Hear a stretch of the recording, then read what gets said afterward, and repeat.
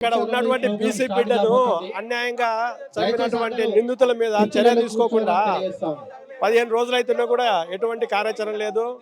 ఆ బాధిత కుటుంబాలను ఆదుకునేటువంటి పరిస్థితిలో ప్రభుత్వం లేదు. కాబట్టి పెద్ద ఎత్తున ఈ యొక్క కార్యాచరణ రూపొందించి ఈ యొక్క కాంగ్రెస్ ప్రభుత్వానికి బుద్ధి చెప్పాలనే ఆలోచనతోటి కార్యాచరణ రూపొందించడం జరుగుతుంది. ఎందుకంటే బీసీలు అనేటటువంటి వాళ్ళు చాలా అధిక సంఖ్యలో ఉన్నారు. కానీ వాళ్ళని విస్మరిస్తున్నటువంటి ప్రభుత్వము ఈ యొక్క కాంగ్రెస్ ప్రభుత్వము. మరి ఇప్పటి వరకు బాధిత కుటుంబానికి వాళ్ళకు నష్టపరిహారము, అదే ఎవరైతే ఉన్నారో బాధ్యులైనటువంటి వాళ్ళని అరెస్ట్ చేసి వాళ్ళ మీద కఠినమైన చర్యలు తీసుకోవాలని చెప్పేసి కోరుతున్నాము. ఇంతవరకు స్పందన లేదు. స్పందన లేదనుకోవచ్చు. అసలు ఏం జరుగుతుంది నాలుగొండల జిల్లాకు సంబంధించి? వచ్చినటువంటిది ఏంటంటే ఇక్కడ రజకులు అనేటువంటి వాళ్ళు ఆర్థికంగా తర్వాత రాజకీయంగా చాలా వరకు వెనుకబడి ఉన్నారు. దుర్మార్గం ఎక్కడుందంటే బీసీలను చెప్పుకుంటున్నారే కానీ రజకులకు ఎక్కడ కూడా రాజకీయ ప్రస్థానంలో వాళ్ళకు స్థానం కల్పించడం లేదు. ఆర్థికంగా ఎక్కడ కూడా ఎదగడానికి అవకాశం లేదు.